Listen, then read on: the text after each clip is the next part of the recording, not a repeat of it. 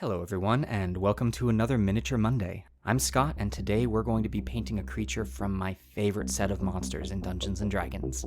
In Mordenkainen's Tome of Foes, there is a set of 5 creatures called the Sorrowsworn. This is a fascinating group, and I highly recommend reading more about them. Each one has a unique feel akin to a deadly sin that is reflected in their name: the angry, the lost, the hungry.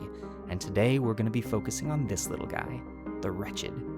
These mouths on legs are terrifying in that they attack in packs. 1 or 2 of them alone aren't that much of an issue, but suddenly there's a 3rd, 4th, 5th, and they begin to leap at you, latching onto your flesh, and by the time that you've realized you needed to run, it's already too late. Unfortunately, there aren't any readily available minis of these little buggers for sale, so I had to turn to 3D printing. This guy was printed on my Ender 3 using an amazing sculpt by Javora over on Thingiverse. I'll leave a link in the description to their page along with the printer settings that I used, so if anyone would like to print one yourself, you can. We've already got him primed and ready to go, so with that, let's get to painting. To start off, we're going to use Army Painter's Corpse Pale. This is an excellent color to get that sickly, bulbous look of these creatures, so we're going to go ahead and base the whole body with it, leaving the mouth, eyes, and claws clean.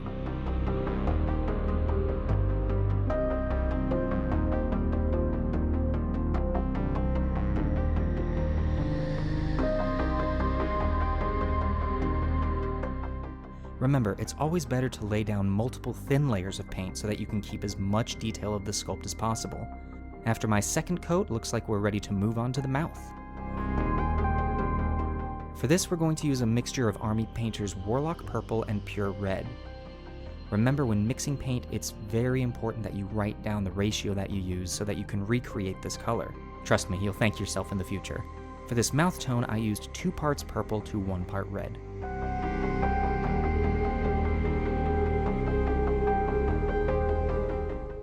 Next up, we're going to use Army Painter's Darkstone to color just the tips of the feet. These will be our claws.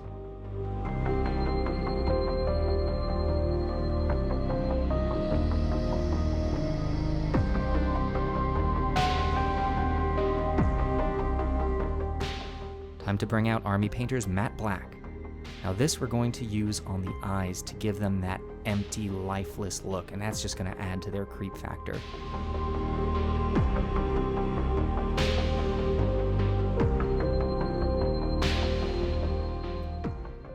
Onto Army Painter's Matte White to brighten up those pearly whites.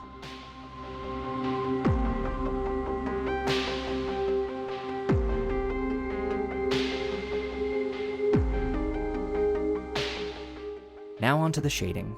Citadel's Seraphim Sepia is going to give us the perfect color for the main body. You can see that as soon as we lay this down, the rolls of fat on this little guy become so much more pronounced.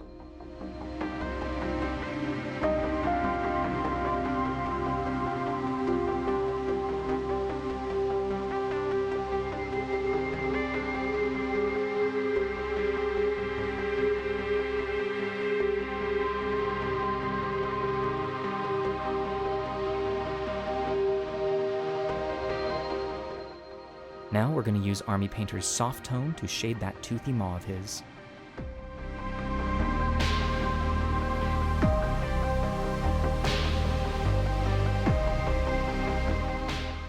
With the shading done, it's time to move on to highlights. For this mini, we are going to use the layering technique. It takes a bit more time than dry brushing, but it gives us a lot more control as to where we lay our highlights. First, we're going to find the highest areas of the mini where the light will hit and go back over them with our original color, in this case Corpse Pale, and really push our shading into the recesses to add some contrast between those dark and light areas. It may feel as though you're undoing your hard work, but I promise you it's going to be worth it. Once we hit those areas, we are going to add a lighter tone to the Corpse Pale. This time I'm using our same matte white, and using the new color that we create, we're going to go back over the same areas, but this time covering a bit of a smaller space. You can keep doing this process over and over, and each time adding more of a lighter tone and covering a smaller space, until eventually you hit pure white and are just painting a line. But for monsters like this, I only tend to do 2 or 3 highlight passes. Once our highlights are done, we're going to hit that base with the same matte black we used on the eyes. This is going to give our creature a nice neutral stand to live on.